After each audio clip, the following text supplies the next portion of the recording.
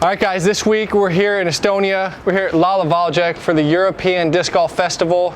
This is hole 1. I mean, pretty amazing hole. We're teeing off from a concert venue, downhill to the fairway. Can't wait to play it and show you guys the course. All right, hole 1, we got a par 4, 275 meters, 902 feet, but we got a severe, I don't even know if this is a downslope, but since we're on a stage, it's way downhill. And the red kind of red barriers kind of outline the fairway for hole 1, and then the blue outlines the barriers for hole 18. So 1's going this way, 18's coming down this way. So I'm gonna start off throwing a couple generals and just kind of I'm gonna want to throw down because it's so far downhill, and feels like a crosswind coming in or kind of a headwind. So I've never thrown this hole before, so I'm just gonna throw a shot and see where it puts me. So that looks like it's gonna be a little bit wide, maybe it comes back. Oh, so close. So a little bit higher. So I threw that one, good line, just a little bit low. So I'm gonna throw that same shot just a touch higher. There we go. Oh, that one actually turned. So that's gonna be OB as well, unless it hits the sidewalk or something. Dang. All right, so I gotta get one in bounds first here. All right. Now I'm gonna kind of start it more towards the middle. I'm trying to play a hyzer and just keep holding straight because there's a little more headwind. So I'm gonna play a little bit more towards the inbound side instead of playing the hyzer. Everything's turning. That should be all right though. That one's gonna be safe. Oh, hit the barrier, dang it. All right, I gotta throw it in. This is crazy. All right, this one's gonna be inbounds. I'm gonna throw it, it's literally straight left of the barriers this time. There we go. That's better. So I threw it high enough to get over the barriers, and it's gonna fade back into the fairway. All right, that's a good shot. All right, we got one in. Now we can start officially. We're in bounds. All right, so this is the first time I've teed off from a concert venue. You can see hole 1's up here, super elevated. Fans gonna be everywhere. Music's gonna be playing. It's gonna be quite the experience to play in front of what I think is gonna be even a bigger gallery than last week. All right, so I threw a couple drives. As you saw, we got a pretty ripping headwind, even a left to right pushing wind. So everything, even a hyzer, what you think is gonna hyzer is gonna go dead straight. So I was just playing my disc to fade, and it just went dead straight. So it's a type of shot where you have to throw your most overstable driver and just trust that it's gonna hold straight in the wind instead of fading like it normally does. And so I was able to trust this one, puts me in this spot. And now we kind of have a side slope upshot. And which obviously I'm not gonna wanna throw a forehand, it's gonna wanna skip away from the target and with this slope. So I'm gonna kind of try to just hit short of the basket and then use that slope to kind of kill the speed and hopefully be under the basket putting uphill. You know, we wanna try to have an uphill putt on a side slope like this. It gives you a little bit safer putting uphill versus downhill. So throw it kind of low. I don't know the distance, so I'm just gonna gauge from the first one. So hit low beneath the basket and skip up to it. Okay, yeah, exactly. So that was exactly what I want. A little short. I like that it's 15 short instead of 15 long with the death putt. So this is gonna be the exact same shot, just a little bit more juice. So pretty much the same shot. Pin. Yeah. Pretty much a little shy, but those are both inside 25 feet. The slope exactly like I wanted, and as you saw, it hit and just stuck. As opposed to if I threw a forehand, it has the potential to skip and a lot faster of a green. So always play into the hill instead of away from the hill when you're hyzering on these sloped greens. Can you give us a little last week recap? How'd it go for you? Yeah, it's been tough. I mean, last week, if everyone watched the European Open, it was an insane finish. Me and Gannon battled to the very end, and I was 14 under going into hole 18. I needed a birdie to push the playoff, and yeah, I didn't do it, but I mean, it was a crazy finish. I just had an awkward lie and I didn't judge the amount of power I was gonna be able to get from that lie that I had in that tree. And I just went with a run up, and it was real awkward timing and just messed up my timing and didn't execute the shot, which is very tough to swallow. Still not quite over it all the way, but Gannon played really well. It was a very good battle, and yeah, hats off to him for playing well. I just, you know, I got all the way in contention like I did. It's a tough pill to swallow to not seal the deal, but I knew what I had to do to win the tournament, and I was able to do it for the most part. And you know, I got myself into that spot, which I had to play really well to even get the chance to, you know, to fail. I mean, that's the only way you're going to fail, is if you have a chance to win. And you know, you're not going to have a chance to fail if you don't have a chance to win as well. So it goes your way sometimes it doesn't. But now we got a new week. We got a new course to tackle, and we have 3 course records in a row. Last week wasn't on the course that we previewed, but it still counts. We kept the streak alive on the final day. We shot a 13 under. We got the beast course record. And so this week, Lala Valjek, and we're in Estonia. And we got 20-foot headwind putts coming right up.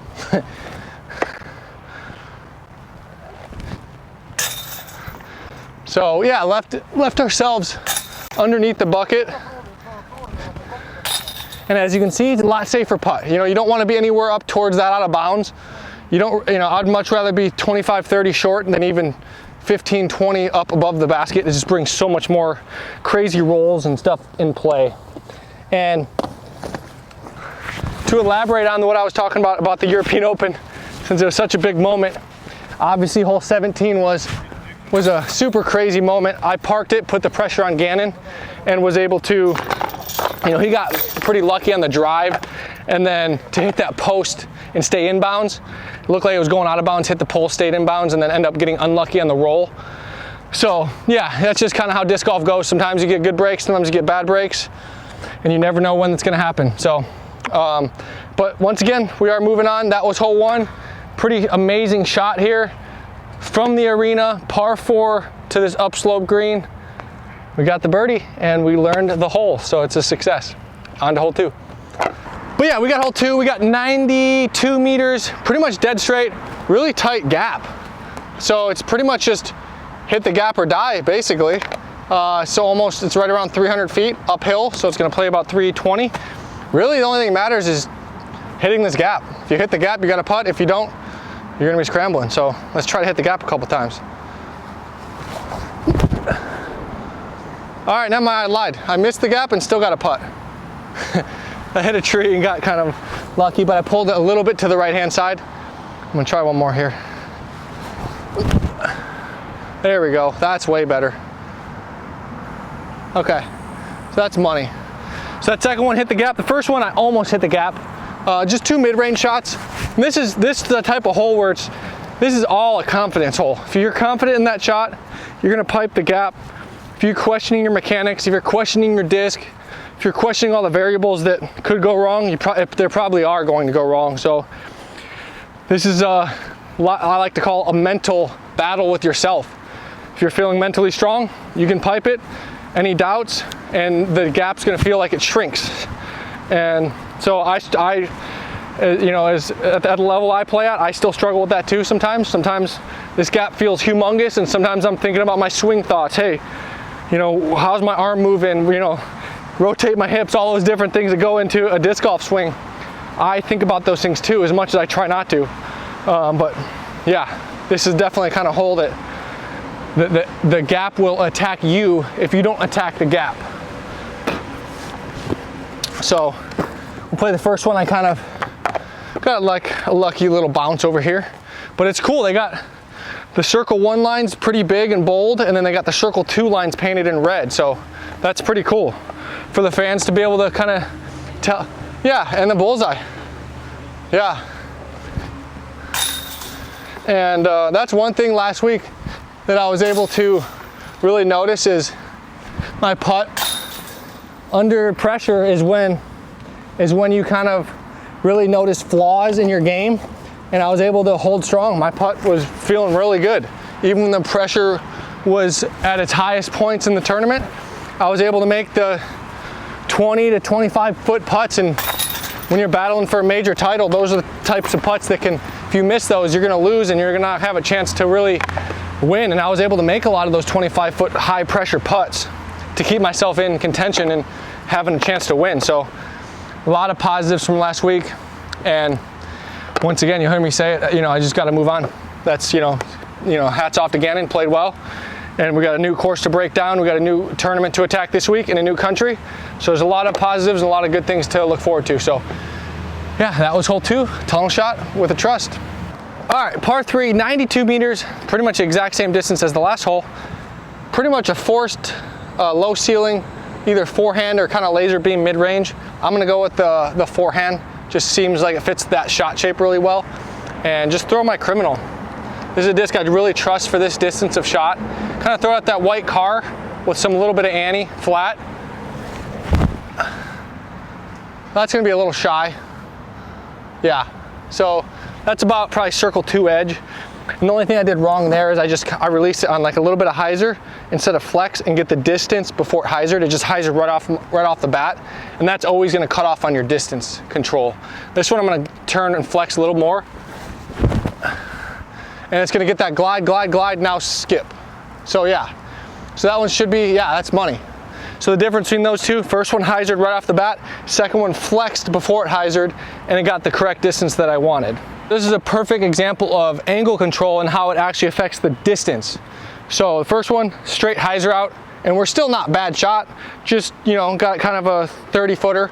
And the second one, a little bit more angle, the more desired angle, which is the flex, and got the glide and got basically parked. So now we got a little bit of a limb and we got a headwind.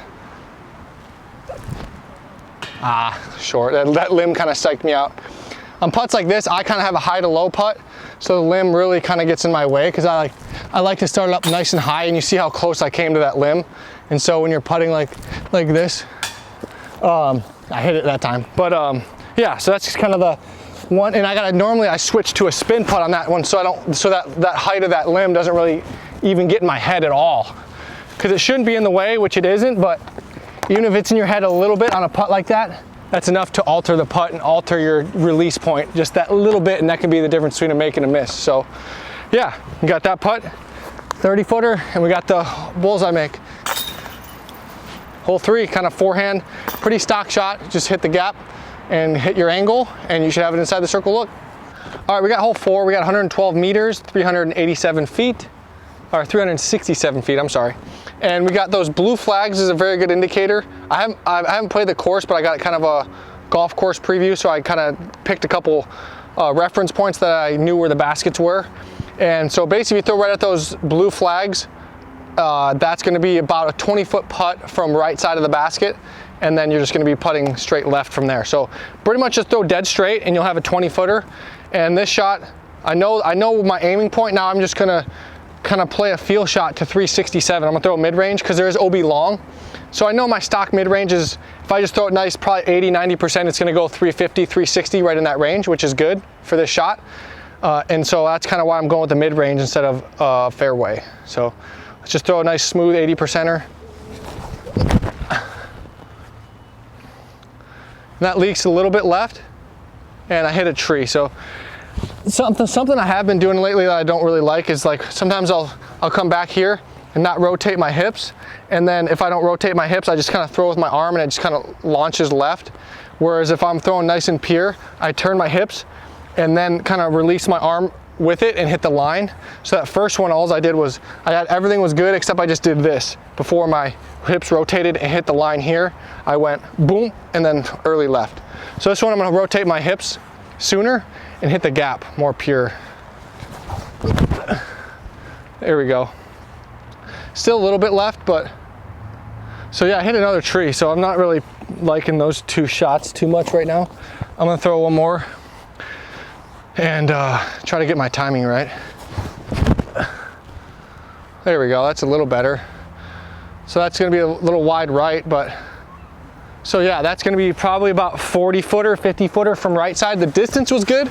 I just missed that one was a little bit too flippy because I threw the correct discs on the wrong angle, and then I threw the good shot with the wrong disc. So everyone's been there, done that. You know, where you throw your first two bad, and then you're like, all right, I got to change, throw a different disc, and that's the one you throw good, but it's just too flippy. So yeah, I can always tell based on the feel of my shot how my hips and arm and stuff are coming through the hit point on.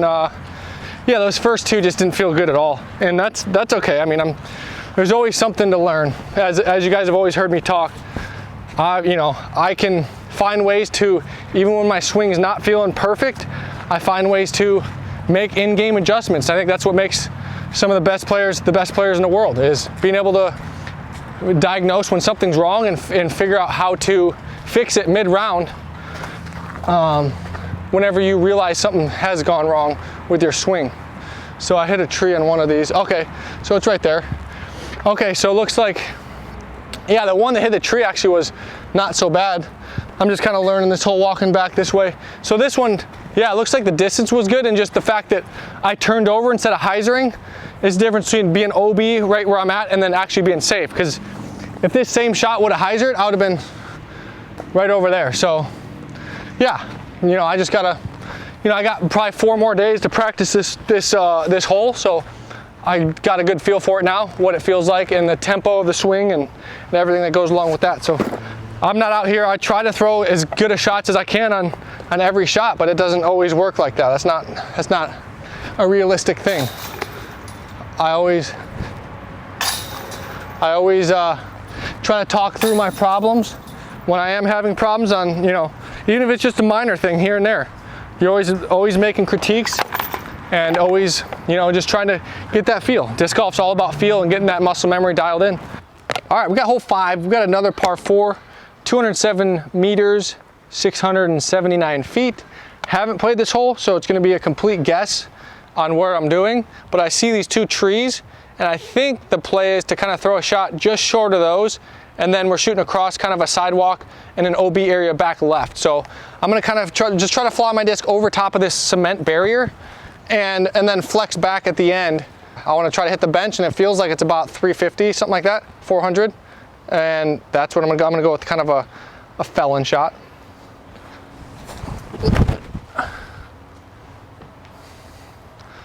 So it feels good. We'll see what the distance control looks like. Okay, yeah. Joey says it's tighter than it looks up there. So that first one hyzered a little bit at the end towards the OB, and there's a wall fence on the right. So it's kind of a tricky little shot because you kind of got to go high enough to go over this cement barrier, which obviously means if you have too much hyzer, it's gonna have a lot of time to come back. And then if you turn it, you're gonna go over that fence up there. So let's try to throw another one. I might try to throw it more left of the barrier and kind of play like a flipping shot instead of a flex. So that seems a little bit better.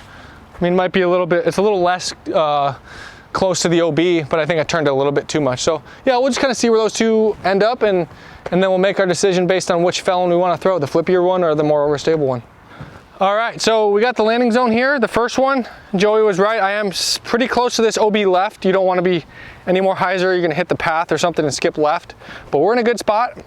And I'm gonna take this left-hand forehand gap. That looks like, there's a lot of small gaps. That kind of looks like the bigger gap to get myself a putt. And you got the FPO basket there, and our MPO basket's about another, I would say 80 to 100 feet past that.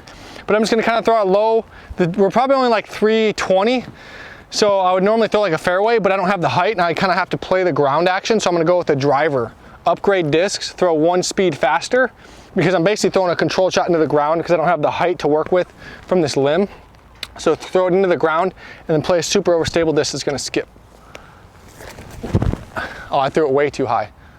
And that's exactly why that shot is kind of tricky. I'm gonna throw one more, and I'm going to just try to control the height a little bit better here. There we go, that's better. Oh, I hit hit the limb, it felt good. Try one more. That's super low ceiling right there, as you see. Oh, that one I just sawed off. So, ended up being good, but it wasn't the intended line on that third one. But yeah, it's just you know, you gotta throw a good tee shot and then a great second shot. I think the second shot's actually harder than the first shot. And so, yeah, a pretty cool hole design, if you ask me. Challenges your angle and height control on this upshot, because a lot of low ceilings, and I think they utilized the trees really well. And yeah, obviously didn't get through on those first couple, but kind of, you know, it also depends when you have a low ceiling like this. It also depends how thick the grass is, because you have to throw it low, and so you have to know if you're going to get a skip or not when you got that low of a ceiling. So yeah, we'll take our C2 putt from that first one where we hit the limb. Drano.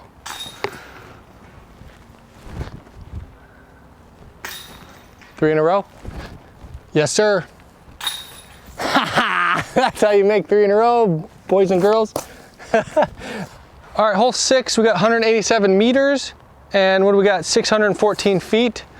It's funny, I'm actually getting more used to meters now that I've been in Europe for almost a month. I just kind of want to go over the top of that hill and then fade a little bit left, and then we got an island green, so you kind of want to bite off as much as you can off the tee, so that way it makes that second shot a little less intimidating onto the island green. There we go, that feels good. Never played the hole, but it feels good. I'm on a flat, kind of left center fairway, which kind of feels like a good spot to be on this one, because I think the next shot kind of goes back left, so we'll try one more. That one turned a little bit more, but still feels kind of all right. Yeah, that's gonna be a little bit awkward of an uphill run up, and so yeah, I'll play it because that's kind of a ideal shot. It's in the middle of the fairway. That first one's is perfect. That's like a 9.5 out of 10 drive, and that second one's kind of an 8 out of 10, just because I can tell the stance is going to be like an uphill run up, which makes the distance control a lot harder to control when you're throwing a straight uphill and an uphill run up. So yeah, I like throwing from those kind of spots, the awkward spots, because in the tournament you're not always going to throw that perfect drive. You're going to be in an uncomfortable spot, and if you have some previous muscle memory of throwing in that spot in a practice round, you can refer back to that and say, hey, I threw this shot in this disc and it came up short, so I can make the adjustment, throw it harder, throw a faster disc, all those different things that you can actually improve on the shot when it comes tournament time. And you can just bank that knowledge, and that's exactly what I do when I'm doing these videos. And I do this when I'm just practicing by myself, when there's no cameras. I'm doing the exact same thing. All right, so this brings us to the upshot. Once again, you can see flat lie up there, kind of uphill sloped lie here. And yeah, this it's not so bad. This right side gap, if you had to throw it, is there, but this left gap definitely seems a little bit more open and higher percentage. So let's try a little felon soft. I normally probably harp distance, putter upshot distance, but the uphill is gonna slow my disc down because it's going up instead of forward. So I'm gonna upgrade this to a felon. Missed the tree, thank you. See where that puts us. Okay, so that's just barely inbounds, it looks like. I want to be a little bit more to the right hand side. So instead of almost hitting that tree, I'm going to play about another 2-3 feet to the right, so that way I'm not pushing that tree or the OB line on that left hand side. That's way better. I like that shot way better. So yeah, much better shot. So as you saw, didn't challenge that tree as much, and just a lot safer. Didn't push the OB as much as that first one. So yeah, and then this one was the 9.5 out of 10 shot here. And I'm going to throw, now this one I can probably throw the harp, because I'm kind of uphill, and that's the difference between being down there and right here. Is this one I'm flat, so my disc is gonna fly like this, instead of when you're throwing uphill, my disc, it's gonna feel like I'm flying flat, but my shoulders are like this because of the hill, so I'm actually throwing like that. So those are the small things you don't think about, that when you play on the Pro Tour, you have a lot of sloped fairways and you have to think about it. So let's pure this one. I like that. Maybe got to go a little bit. Go, okay, yeah, just barely over top of that wall. So we're on an island green and we got an OB wall short, so I want to make sure to try to get high, but it's tricky because you got some limbs high, so it's a double-edged sword. You don't want to hit those and drop and have no chance to hit the island, but you also don't want to throw it right into those boards. So I'm going to try to just hit that gap right in the middle, and that's where there's no limbs, right there in the middle of that gap. And that was just not a good shot. A little early release, but it's probably going to be safe. So yeah, that first one was good. I liked it. And that second one was not my best shot. Just got kind of lucky to not hit these limbs on the right-hand side. And that's just, you know, sometimes, you know, we're so dialed as professionals, sometimes it doesn't feel like a perfect shot and you can just barely get away with it. But yeah, that's kind of the difference between throwing uphill on a par 4 like this, and then you got the flat run up like that first drive. My first shots are a little bit pushing close to this OB, which I don't like, but kind of if you're out of position, that's the extra challenge you gotta have to make to try to get aggressive out of position. But yeah, we got the boards, we got the OB left, we got limbs coming into the green, so we got a lot of variables to work with. But we're playing practice rounds and we're learning. We're dialing in the course. Course record incoming. You doing good? Yeah. Yeah, good. Thanks for coming out, buddy. Yes. You watch the practice rounds on YouTube? Yeah. Yeah, sweet. Well, thank you, dude. Good. There you go. You gonna watch this week's practice round? Yes. All right, good deal. Have a good one, buddy. First of many this week. That's right, Estonian kid coming out. He's watching the practice rounds, which is what we're filming right now. So pretty cool coincidence. All right, hole 7, we got 109 meters, which I think is gonna be around 358 feet. I was off by a couple feet on the guess. Double Mando gauntlet. This is the definition of hit the gap or die. Double Mando between the trees, so there's no getting around some sort of hyzer or anything else. I'm gonna throw my first shot just with a compass and just throw my straightest compass. We also have a pushing wind, which is gonna make it want to hyzer out. So try to get low. We're going downhill, so I like to, when I'm throwing downhill shots, kind of bend your knees and get lower. Instead of standing up, your release point automatically changes just by getting a little bit lower. And we're throwing downhill, so I'm gonna get nice and low. So hit the gap. Oh, got a weird skip. So that's a little short, didn't quite, that crosswind kind of hit it and just kind of dragged it a little bit left. So I'm gonna throw one more. Another one tiny bit too low. Oh. So I think I'm safe. I'm gonna try actually just a safe shot. Just to try to kind of slide one down the middle, just with a nice controlled forehand harp. That's kind of my go-to play if I'm not feeling super comfortable with like a gap shot like this. I feel really comfortable with this shot. So just like that, kind of hit the gap, slide, and then should be pretty much an easy par. And yeah, because sometimes, you know, my game changes and my game's transforming all the time. Sometimes I step up to this hole and just feel like I'm gonna lace it every time. And then sometimes I feel like I'm not super comfortable with the gap, which is okay, you know? And then I'll just throw the layup, get the par, and avoid any sort of catastrophe bogey or something like that. And so, yeah, it's just gonna be a game time decision based on feel. You know, there's times to make a game plan, and there's times to also deviate and change based on the wind, based on the, is it raining? Is my disc gonna potentially slip out of my hand? I mean, all those different things. And so, yeah, you don't wanna get stuck on having a game plan and then not deviating from it when you maybe should. So that's why throwing a lot of different shots like a forehand on this hole where you would look like, hey, it looks like a backhand shot, but hey, maybe your backhand's not on that day. But hey, I can refer back to, hey, I threw a couple forehands and those felt good. Let's go with that. You know, because sometimes your forehand may feel better than your backhand some days. And that's, you know, as a player that kind of plays both ways, a forehand and a backhand player, I can, you know, that's the beauty of it, is one day my forehand may be off and my backhand's on.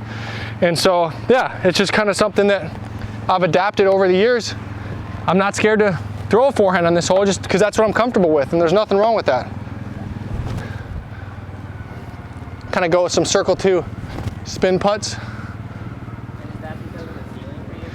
Yeah, so I got a tough ceiling here. I like to kind of loft them in, as you guys know. And so the spin putt kind of allows me to take more of a direct kind of route right at the basket.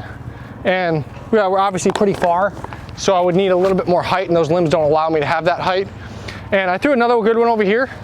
As far as my drives go, it's close to the OB, but actually it looks like, so the OB looks like it's pretty friendly. So if I throw a shot like this, it's never gonna go out of bounds, even if I'm heading towards it, as long as I'm low and keep my, like we talked about on the tee pad, keep my legs and hips and everything real low, keeps my shot low, and then I'm able to, if I do go off right or left, I'm able to hit this and stop instead of flying over it. So that's just the benefit of keeping your disc nice and low coming downhill onto a downhill green like this. Hole 8, 107 meters, 350 feet. We got a headwind, I would say 5 miles an hour, so that's gonna knock off about, it's gonna add an extra 10 to 20 feet on the hole, so 350. Automatically gonna bump it up to 360, 365, something like that, because the headwind's gonna slow your disc down. Anytime you got a headwind, it's always gonna slow your disc down and make the hole feel farther than it actually is. that basket looks like optical illusion. That basket's actually short of the tree. It looks like it's past it. But long left is kind of the sweet spot, 20 to 30 feet long left, and then you kind of take your putt. Anything sawed off, fading out right is going to be out of bounds. These OB, it's hard to tell with so many stakes there, but the OB kind of goes left and then comes back around. And so I'm going to try to play, I'm not really trying to park this hole, I'm trying to go probably 20 to 30 feet left. Pretty much exactly right there. Oh, shoot. Okay, so it looks like I hit the cement and skipped to it, which means I was actually short of my initial landing zone. So I'm gonna try one more. I didn't throw that perfectly distance how I wanted. I didn't pop it really that much, so I'm gonna throw it a little harder. So that one is better. It's just a little bit wider, but it should be around circle's edge. Okay, so that's a little bit wide. So Caddy Joey stepped in. He gave me the pro tip since I didn't play the hole and he did.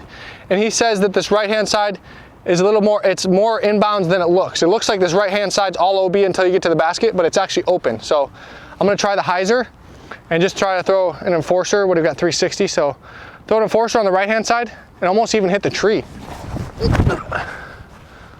So that feels good. We'll see the distance, how it looks. Okay, yeah. So that's way easier than I thought it was. So yeah, I just thought you were going over OB the whole time if you're throwing that hyzer, but we're not. So hey, if it's a bad wind, we know how to throw the forehand now.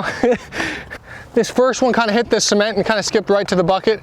But the biggest thing I learned was that this right side was actually safe when I thought it was out of bounds and I was trying to play over there.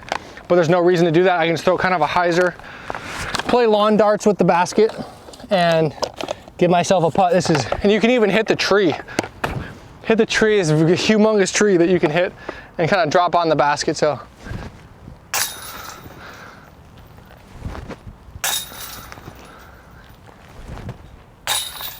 yeah, that's hole 8. Kind of got turned into just kind of a hyzer bomb with like a controlled enforcer, you know, fairway driver if you want to throw it hard.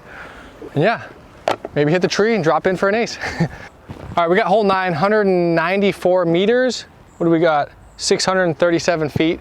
And we got kind of an off-center gap where you want to kind of start this way on the right side of the tee pad.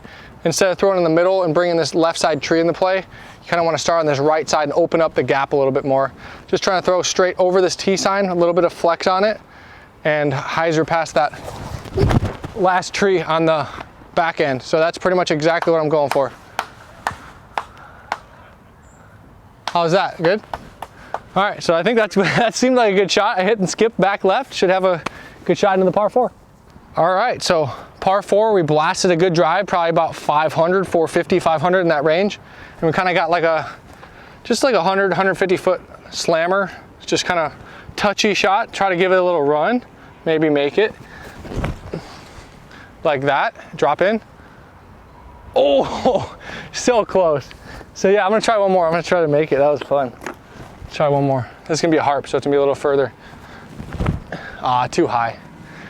But yeah, that's kind of, I like the slammer. I've been throwing that base plastic slammer, as you saw. It kind of came in, glided right by the chains, and then stuck. Whereas the harp is a great disc, but it does have some action and some skip, just because it's a little bit different plastic, it wants to skip. So that's something I actually learned just this year, is that the plastic, I never knew that, but the certain plastics, the softer the plastic, obviously the less it's gonna skip because it's gonna grab the grass. And that's something I've learned. So as many times as I've played disc golf and as many years as I've played, I'm still learning things, which makes the sport so much fun. So yeah, soft plastic slammer, base plastic, check them out. They don't skip.